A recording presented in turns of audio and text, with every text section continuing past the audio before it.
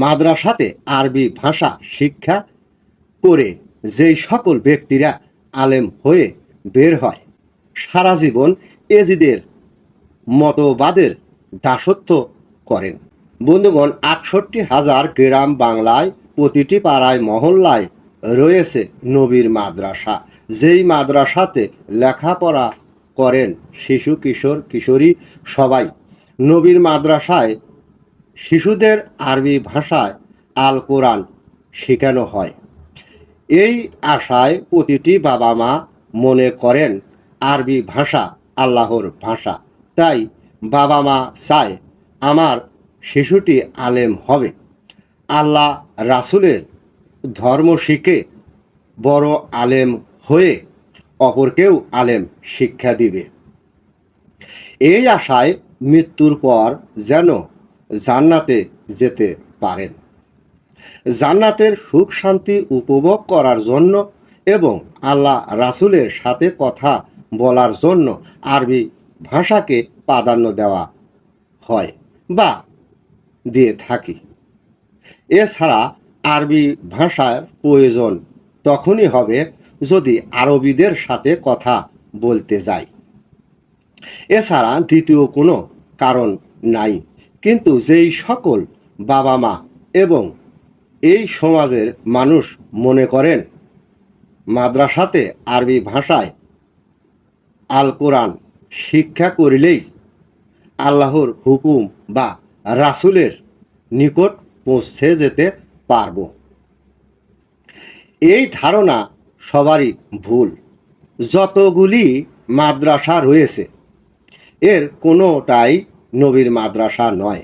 যেমন দাখিলি, খারেজি, কওমি, নুরানি সহ ইত্যাদি এই সকল নবীর মাদ্রাসা নয়। তেমনি এই সকল মাদ্রাসাতে যেই সকল শিক্ষা দেওয়া হয় তার কোনোটাই নবীর শিক্ষা নয়। কারণ নবীর শিক্ষা হতে হবে ইসলামিক শিক্ষা।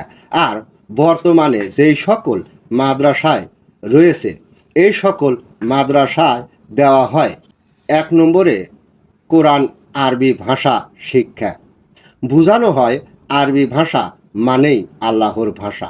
২ নম্বরে কোরআন কিভাবে সুরে সুরে তালে তাল মিলিয়ে হেলে ঢুলে মাথা ঝুঁকিয়ে ঝুঁকিয়ে পড়তে হবে, যার অর্থ বোঝানো হয় কেরায়ত।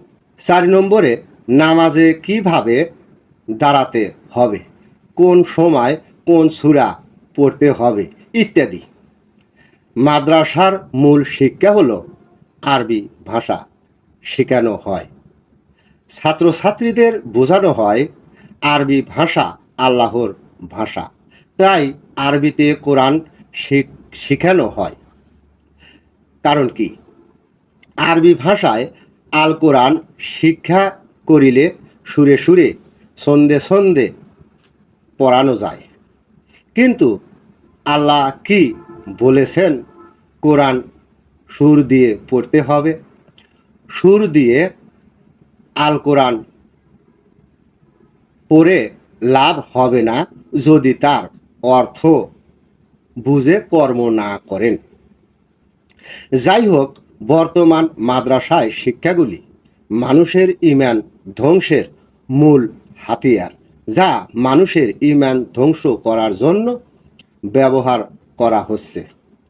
আলেম, ওলামা, মুফতি, মোল্লা, মুন্সি, হাফেজ, কারি সহ ইত্যাদি যারা মনে করেন আমরা হলাম নবীর ওয়ারিস, আল্লাহর গোলাম, আমার জ্ঞানে আল্লাহর গোলাম নয়, এজিদের মতবাদের গোলাম। আর মাদ্রাসাতে আরবি ভাষা শিক্ষা করে যেই সকল ব্যক্তিরা আলেম হয়ে বের হয় সারা জীবন এজিদের মতবাদের দাসত্ব করেন।